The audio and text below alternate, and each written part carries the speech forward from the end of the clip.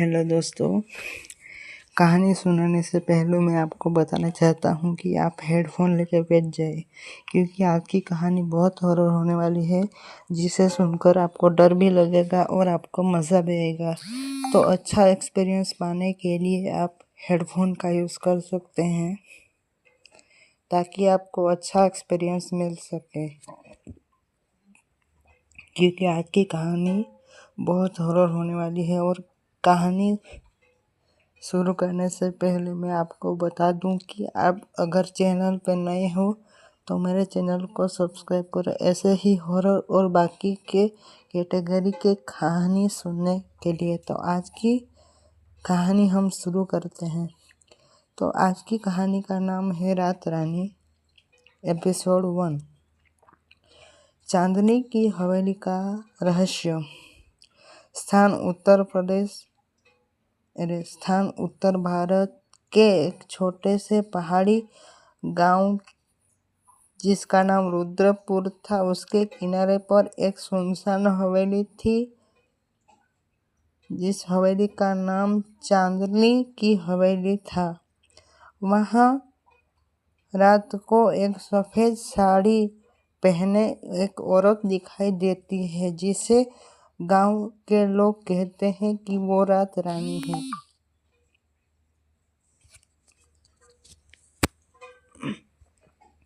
कहानी ऐसे शुरू होती है।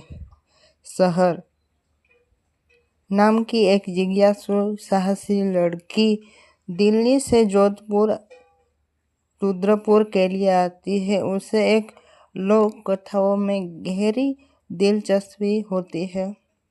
जब उसे पहली बार रात रानी के बारे में सुना तो वह उसी चांदनी की हवेली के पास हवेली को देखने के लिए गई।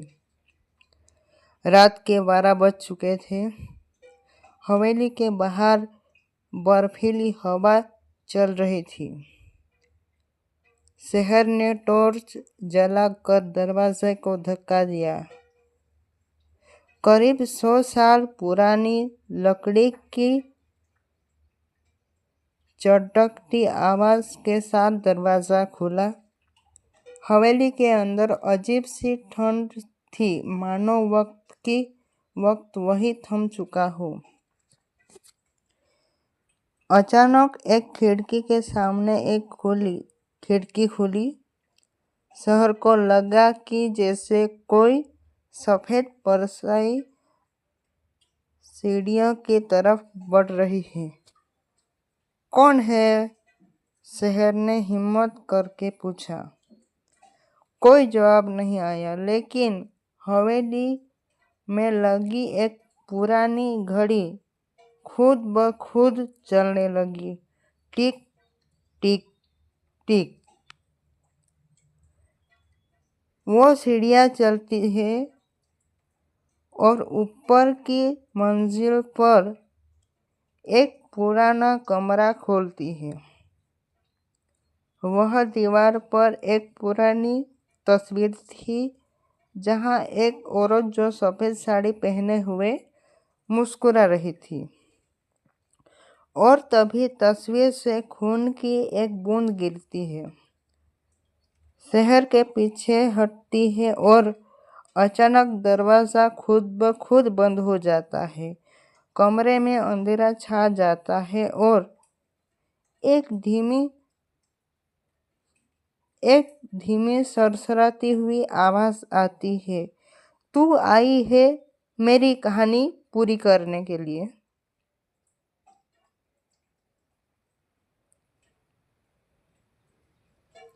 हवेली का कर्ज। समय पिछली रात के अगले दिन सुबह 8:17। भाग 1। बंद दरवाजे के पीछे। शहर की आंखें खुली।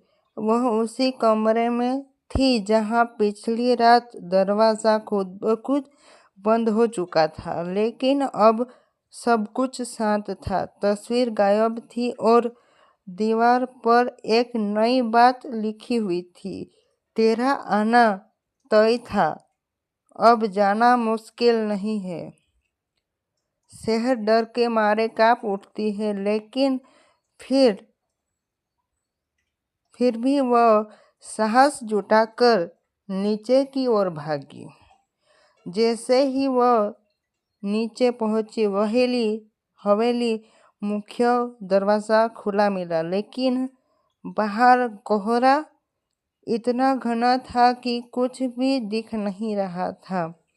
और तभी एक हाथ उसके कंधे पर पड़ा। तुम यहाँ क्या कर रही हो? आवाज एक बूढ़े आदमी की थी। वह थे जगमोहन, गांव के पुराने पुजारी। तुम्हें नहीं आना चाहिए था बेटी, उन्होंने कहा। इस हवेली में जो आत्मा है वो सिर्फ दिखती नहीं है, बांध कर रख लेती है। शहर ने उन्हें पूरी बात बताई। जगमोहन जी बोले, यह हवेली कभी ठाकुर रघुनाथ सिंह की थी। उनकी पत्नी रानी सुरेखा एक साध्वी थी, लेकिन एक रात ठाकुर ने अपने स्वार्थ के लिए उसे जिंदा जला दिया था। उस रात के बाद सुरेखा की आत्मा रात रानी बन चुकी थी और अब वह 13वीं अमावस की रात लौट आती है, किसी ऐसे को खोजने जो उसकी अधूरी कहानी पूरी कर सके। सुरेखा की डायरी। शहर को हवेली के पीछे एक पुराने संदूक मिल जाती है, जिसमें एक डायरी छुपी हुई थी जो सुरेखा की थी। मैंने उस आदमी से प्यार किया जिसे मैंने भगवान समझा, लेकिन वह उसकी पूजा मेरे लिए सजा बन चुकी थी। अब मैं हर उस आत्मा को पुकारूंगी जो सच्चाई की तलाश में है। जो मेरी कहानी सुनेगा उसका भाग्य मेरे साथ बंध जाएगा। शहर ने महसूस किया कि यह सिर्फ कहानी नहीं है, ये एक बुलाव था। अब वह बाहर नहीं जाना चाहती थी। अब उसका मकसद था सुरेखा को न्याय दिलाने का। चांद की अमावस। रात के 12 बज चुके थे। 13वीं अमावस्या की शुरुआत हो चुकी थी। हवेली के चारों ओर धुंध गहराने लगी थी। शहर ने पुराने कमरों की तलाशी ली और एक गुप्त खजाना उसे मिल चुका था। वहां एक ठाकुर रघुनाथ जी की तलवार छुपी हुई थी, रक्षा कवच और एक पात्र मिल चुका था वहां पे। यदि कोई मेरा उजागर करे तो आत्मा इस घर से मुक्त हो जाएगी, वरना जो भी आएगा वो खुद इसी हवेली में कैद हो जाएगा और उसका हिस्सा बन जाएगा। तभी हवेली की दीवारें कांपने लगी। रात रानी प्रकट हुई, लहराती हुई साड़ी, खुले बाल, लाल आंखें और गूंजती हुई आवाज। क्या तू न्याय दिला सकती है मुझे, या फिर तेरा यही अंत कर दूं मैं? शहर का निर्णय। शहर ने आत्मा के सामने सुरेखा की डायरी और ठाकुर जी की तलवार दी। मैं तेरी कहानी सुनने नहीं, उसे खत्म करने आई हूँ। उसे एंड तक पहुंचाने के लिए आई हूँ। एक जोरदार बिजली कड़कती है। आत्मा चिल्लाती है, सच की कीमत होती है। शहर कहती है, और मैं चुकाने के लिए तैयार हूँ, जितनी भी कीमत हो सकती है, चाहे मेरी जान भी चली जाए, पर तुम्हें मैं आज़ाद करके ही रहूँगी। हवेली की दीवारें फटने लगती है। कई आत्माएं निकलती है। सभी सुरेखा की तरह सताई गई स्त्रियां थी, लेकिन अचानक आत्मा शांत हो जाती है।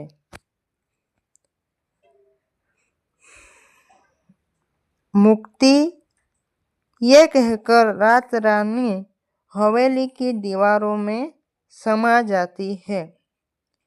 नई शुरुआत। अगली सुबह हवेली जब खंडहर जैसी नहीं बल्कि एक शांत स्मारक बन चुकी थी। शहर गांव के एक महिला केंद्र खोलती है। नाम रखती है रात रानी केंद्र, जहां औरत अपनी कहानियां कहती थी और शहर उसे सुनकर उसके जो होता है वो निवारण लाने की कोशिश करती है। लेकिन रात रानी को जब शहर अकेली बैठी हुई थी, वहां उसने महसूस किया कि कोई उसे देख रहा है। तस्वीर की जगह अब आईना था, और आईने में वही सफेद साड़ी वाली औरत थी। धीरे धीरे वो मुस्कुराई।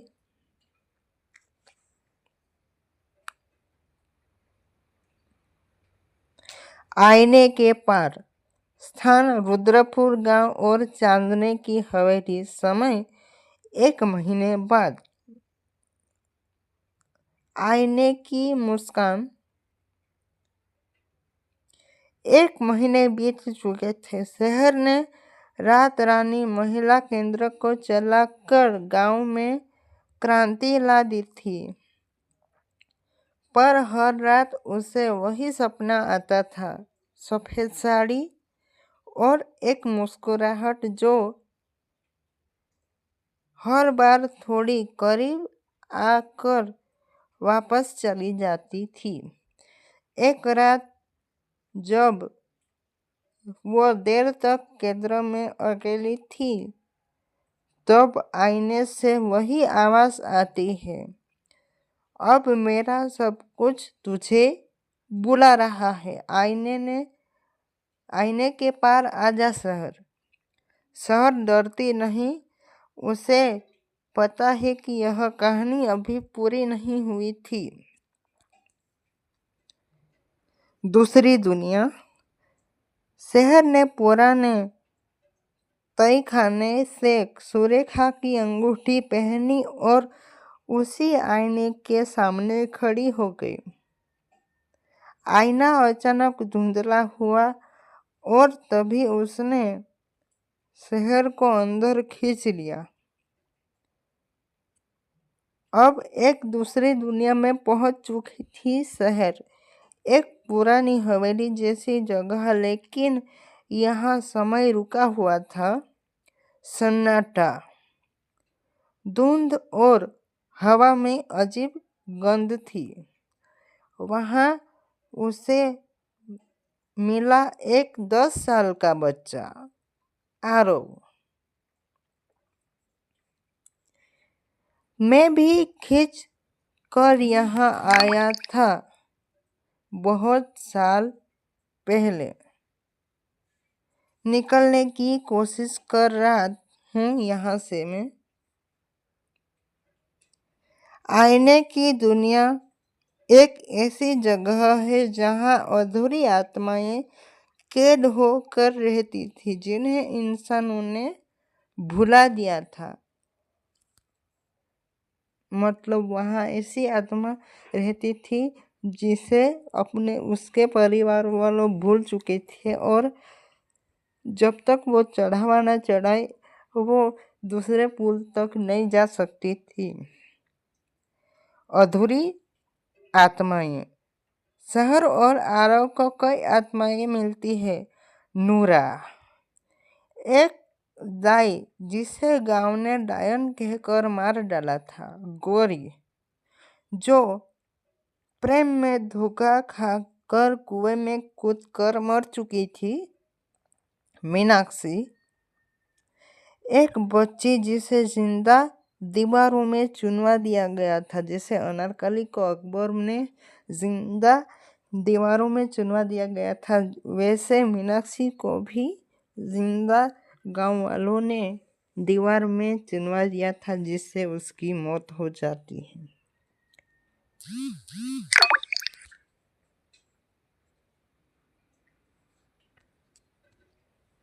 सभी की कहानी अधूरी थी। आरव और सभी ने कहा, क्योंकि सभी की कहानी अधूरी थी इसलिए सब लोग बोले। सुरेखा ने कहा, सुरेखा ने तुझे चुना है, सिर्फ तू ही हमें मुक्ति दिला सकती है। भाग 4, शहर की परीक्षा। आईने की दुनिया का शासक था छायादेव, एक अंधेरे में रहने वाला भयावह अस्तित्व जो इन आत्माओं को पीड़ा देकर उसकी शक्ति ले लेता था। उसने शहर से कहा, हर आत्मा की मुक्ति एक दर्दनाक सच से गुजर कर मिलेगी। क्या तू सबके दुख सहने के लिए तैयार है या नहीं? शहर ने कहा। फिर शुरू हुई उसकी परीक्षा। वह हर आत्मा की अंतिम स्मृति में जाती है, उसका दर्द सहती है और सच को स्वीकार करती है। नूरा के लिए वह गांव के इतिहास को उजागर करती है कि वह वास्तव में एक जीवनदायिनी थी। गौरी के लिए वह एक प्रेमी को ढूंढती है और उसका झूठ सबके सामने लाती है। मीनाक्षी के लिए वह एक हवेली के दीवारों को तुड़वाती है और उसकी हड्डियां उचित सम्मान के साथ दफन कर देती है। हर आत्माएं मुक्त हो जाती है, पर मुक्ति के साथ शहर की ऊर्जा कमजोर होती जा रही थी। अंतिम दरवाजा। अब सिर्फ एक आत्मा बची हुई थी, सुरेखा, जो रात रानी बन चुकी थी। लेकिन अब शहर की उसकी आत्मा के सामने पहुंची। शहर सुरेखा के पास जाती है। अब मुझे मुक्त नहीं कर सकती, तुझे मेरी जगह लेनी होगी, क्योंकि मैंने जितना सहा है उतना अब तुझे सहना होगा। शहर चौंक गई। मैंने तो तुम्हारे लिए सब कुछ किया, फिर क्यों? सुरेखा की आंखें में आंसू आ जाते हैं और वो रोने लगती है, क्योंकि सच्ची मुक्ति तब मिलेगी मुझे जब कोई अपना दुख नहीं बल्कि दूसरे का दुख अपने भीतर उतार ले। मतलब सुरेखा को मुक्ति तब मिलेगी जब जो शहर थी वो उसी का दर्द सह सके और उसी का दर्द अपने ऊपर लेकर उसे मुक्ति दिलाने की कोशिश करे।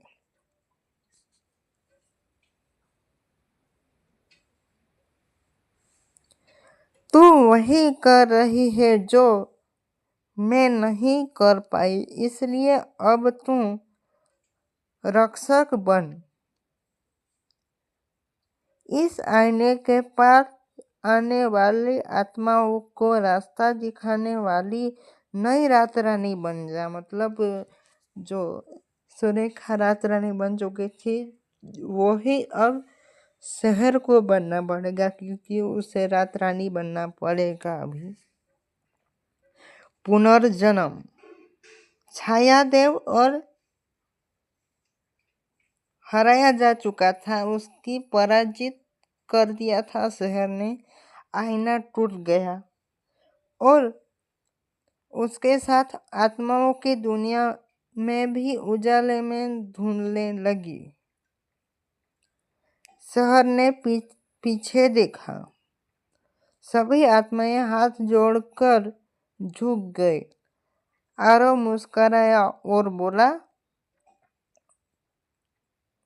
अब तुम हमारी रानी हो।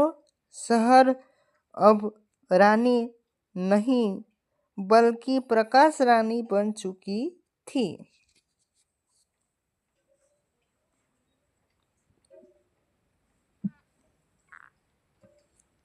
लास्ट सीन, अंतिम दृश्य। गांव में बारिश हो रही थी। महिला केंद्र अब रात रानी आश्रम बन चुका था, जहां औरतें अब डर के साये में नहीं बल्कि शहर की रोशनी में जी रही थी। लेकिन अब हवेली के खंडहर में एक आईना अब भी रखा हुआ था।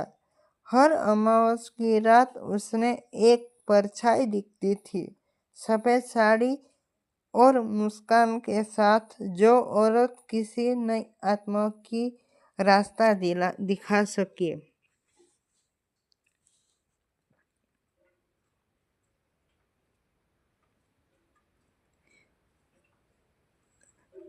सकाल।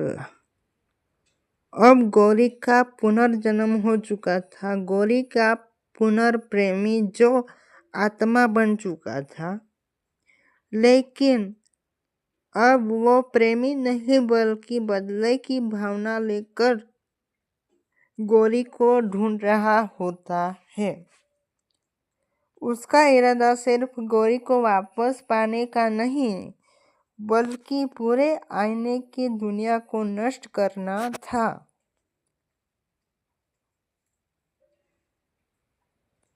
चलिए अब शुरू करता हूँ एपिसोड 4 रात रानी का। सकाल का आगमन। एपिसोड 1 भाग 1। शांत हवेली में एक नया कंपन हो चुका था। अब सब कुछ सामान्य लग रहा था। शहर जो प्रकाश रानी बन चुकी थी, आत्माओं की दुनिया में वो आत्माओं की रक्षा कर रही थी। गौरी भी बाकी आत्माओं की तरह मुक्ति पा चुकी थी, लेकिन अक्सर अकेले में वह पुराने गीत की धुन गुनगुनाती रहती थी। तेरे बिन जिया जाए ना। उसके चेहरे पर अजीब सी बेचैनी थी, क्योंकि एक अधूरी बात अब भी उसके भीतर दबी हुई थी। सकाल की वापसी। अगली अमावस की रात हवेली के पीछे एक जमीन फट जाती है। अब अंधेरे में डूबी हुई आकृति निकलती है। लंबे बाल, आधा जला हुआ चेहरा, आंखों में काला धुंधा हुआ। जो सकाल आ रहा था उसकी आंखें काली हो चुकी थी। वह है सकाल, गौरी का पूर्व प्रेमी, एक्स लवर। गौरी का प्रेमी जिसे अपने गांव वालों को डाकू समझकर मार डाला था, जबकि वो केवल गौरी से मिलने आया था। क्योंकि काफ़ी सालों से वो गौरी से नहीं मिला होगा, इसलिए गौरी से मिलने के लिए वो उसके गांव आया था। गौरी, तूने मुझे भुला दिया, अब मैं तुझे भी नहीं छोड़ूंगा गौरी, और इसी पूरी हवेली को भी मैं जला दूंगा। सकाल अब विज्ञानी नहीं तांत्रिक बन चुका था, जिसने मौत के बाद तांत्रिक शक्तियां हासिल कर ली थी और आत्माओं की दुनिया को वश में करने के लिए निकला हुआ था।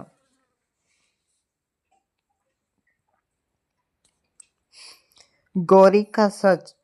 शहर शहर शकल को पहचानती है, लेकिन आधा जला हुआ सच ही उसे पता चलता था। मतलब उसने जो शकल को देखा था वो आधा जला हुआ चेहरा ही उसने देखा था। गौरी एकांत में रोते हुए कहती है, मैंने उसे इंतजार करने के लिए कहा था, लेकिन अब वह रात को आया। गांव वालों ने कहा कि वो डाकू है और मेरे ही भाई ने उसे मार दिया था तलवार से। गौरी की आत्मा को कभी मुक्ति नहीं मिल रही थी। शहर ने सिर्फ ऊपर ऊपर से सच कहा था। गौरी की रूह का एक हिस्सा अब भी सकाल के पास बंधा हुआ था, जो उसका एक्स लवर था।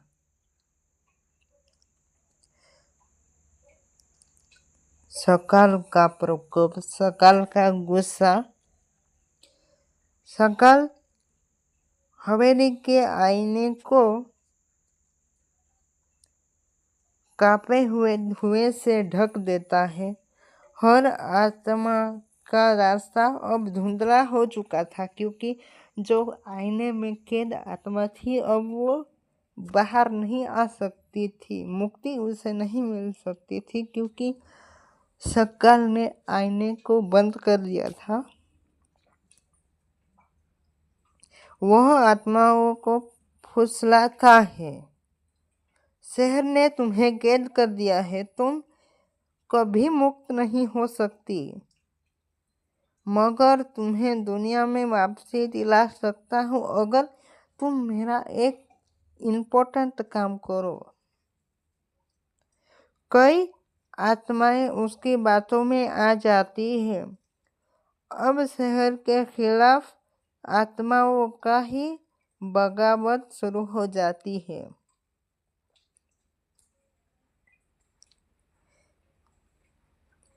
शहर जानती है कि सकाल को हराने के लिए सिर्फ शक्ति नहीं बल्कि सच्चाई भी होनी चाहिए। वो गांव में जाती है, गौरी के भाई को ढूंढती है। अब वो एक बूढ़ा और पछताया हुआ आदमी बन चुका था। वह कबूल करता है कि मुझे शर्म है कि मैं ही था जिसने सकाल को मारा था। मैं गौरी को बचाना चाहता था, मगर अंधे विश्वास में एक निर्दोष आदमी को मैंने मार दिया। शहर उस बूढ़े आदमी को हवेली में लेके आती है। गौरी की आत्मा और उसका भाई आमने सामने आ जाते हैं। गौरी फूट फूट कर रोने लगती है और सकाल को अब वो छाया बन चुका था। सकाल अचानक कांपने लगता है। सकाल, ये क्या है? ये भावनाएं।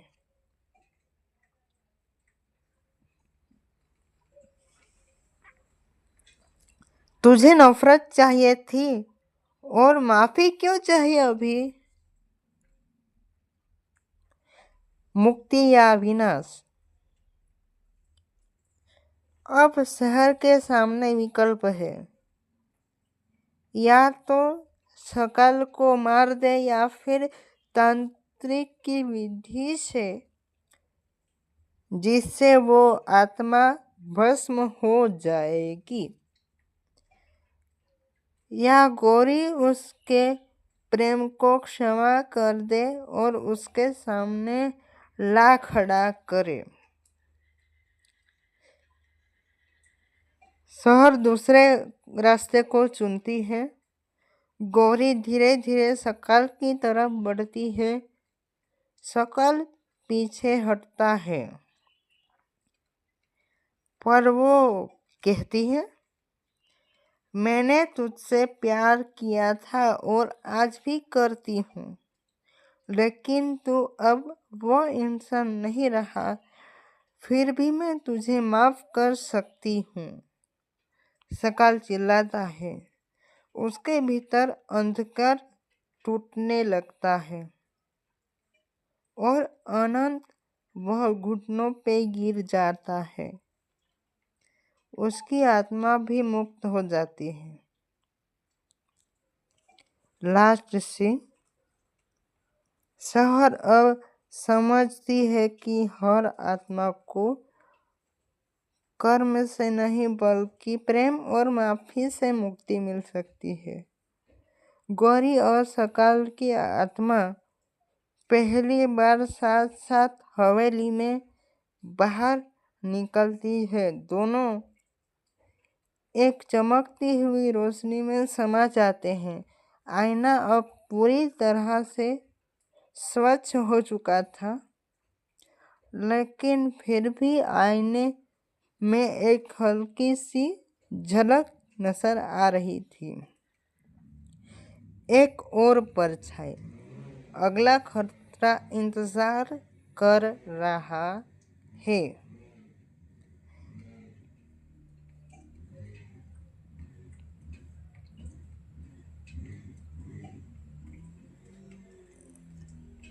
एपिसोड 5 भाग 1। हवेली में एक अजनबी कंपन हुआ। सकाल और गौरी की आत्मा को मुक्ति मिले 1 हफ्ता हो चुका था। हवेली शांत थी, आईना साफ था। सकाल को लगा कि सब कुछ ठीक हो गया, लेकिन एक रात हवेली में एक जमीन पर फिर से दरारें आने लगी।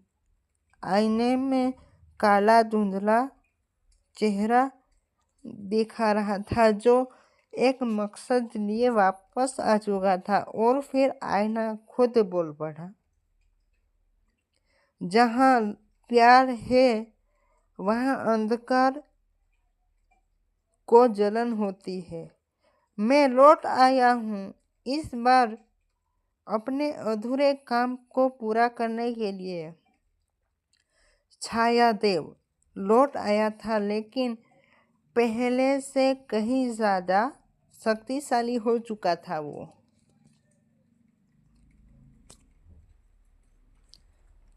शहर को सपने में दिखाई देता है।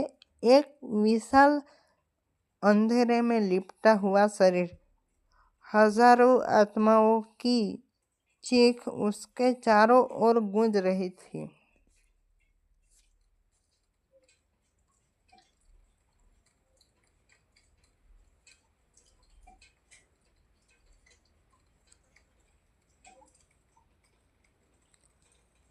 ऐसा डर जो खत्म नहीं हुआ था। छायादेव आत्माओं की दुनिया का सबसे खतरनाक विलन, खलनायक, वापस लौट आता है। लेकिन इस बार उसका मकसद कुछ और ही था। उसका मकसद था केवल तबाही नहीं, बल्कि मेरी गौरी को खत्म कर देने का। अब पेश है रात रानी का एपिसोड 5, छाया की वापसी। हवेली में एक अजनबी कंपन। सकाल गौरी की आत्मा को मुक्ति मिले हुए 1 हफ्ता हो चुका था। हवेली शांत थी, आईना साफ था। शहर को लगा कि सब कुछ ठीक हो चुका था, लेकिन एक रात हवेली के नीचे जमीन पर एक अजनबी कंपन होता है, क्योंकि जो हवेली के पीछे जो जमीन होती है उसके दरार आने लगती है और प्रकट होता है सकाल का, जो कहानी का विलन है। और फिर आईना खुद से बोला, जहाँ प्रेम प्रेम होता है, जहाँ प्यार होता है, वहाँ अंधकार की कोई जगह नहीं होती। फिर सकाल बोलता है, मैं लौट आया हूँ, इस बार अपने अधूरे काम को पूरा करने के लिए। छायादेव लौट आया था, लेकिन पहले से भी ज्यादा खतरनाक, शक्तिशाली तांत्रिक बनकर वो लौट आया था।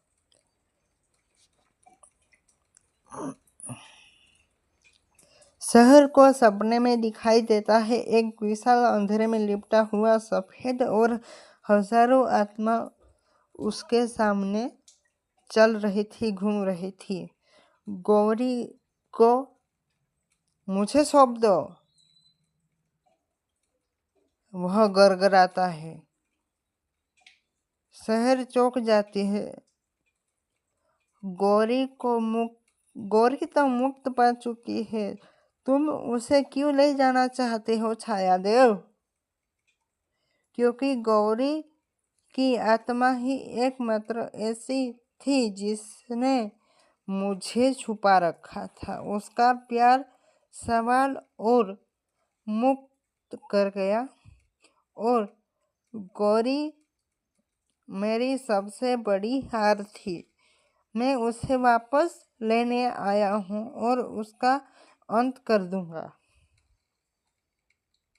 अब कहानी सिर्फ आत्मा की मुक्ति नहीं, बल्कि एक बचे हुए रोशनी की रक्षा की बन चुकी थी।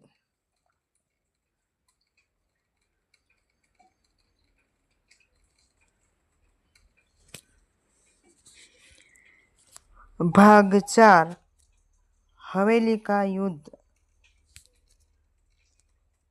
शहर अब अकेली नहीं, बल्कि वो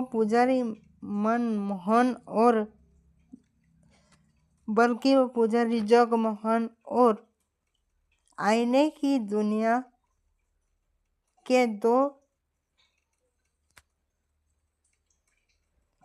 वफादार आत्माओं को साथ लेकर आई थी। छायादेव की गुफा में आती है और हवेली के नीचे बनी काल की गुफा है, जहाँ ये होता है कि भयानक दृश्य देखने को मिलता है। छायादेव अब एक धुएं से बना विशाल दैत्य बन चुका था। गौरी आधी आत्मा और आधी छाया बन चुकी थी। शहर प्रकाश की रक्षक। एक भयानक युद्ध शुरू होता है।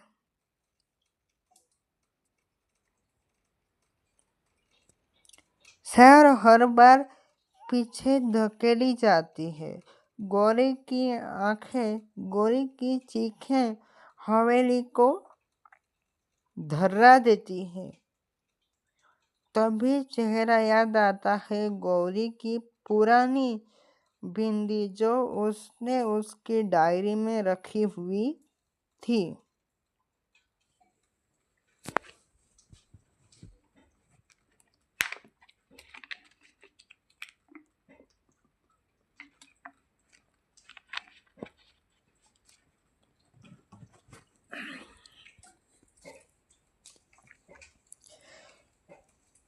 वो बिंदी प्रेम की निशानी थी।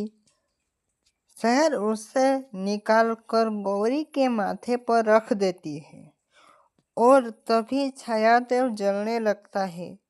ये क्या, ये प्रकाश, प्रेम, ये मुझे जला रहा है। अंतिम बलिदान।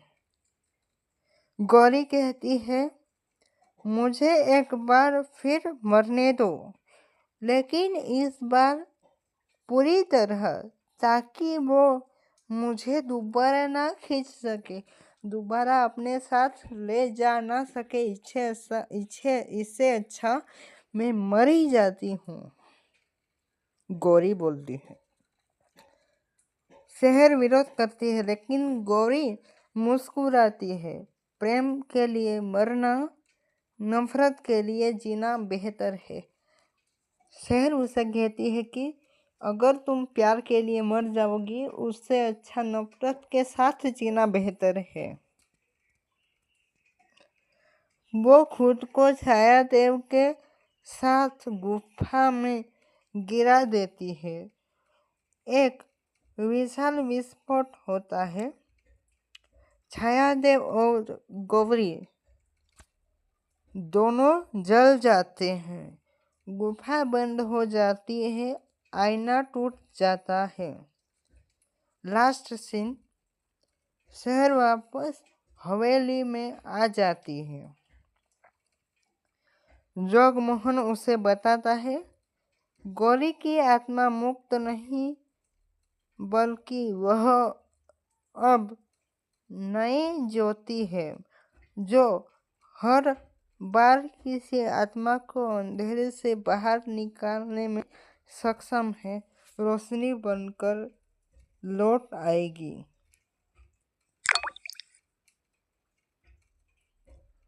शहर हवेली में एक दिया जलाती है, जिसमें कोई परछाई नहीं होती, सिर्फ जला हुआ वो कुछ होता है, वो होता है।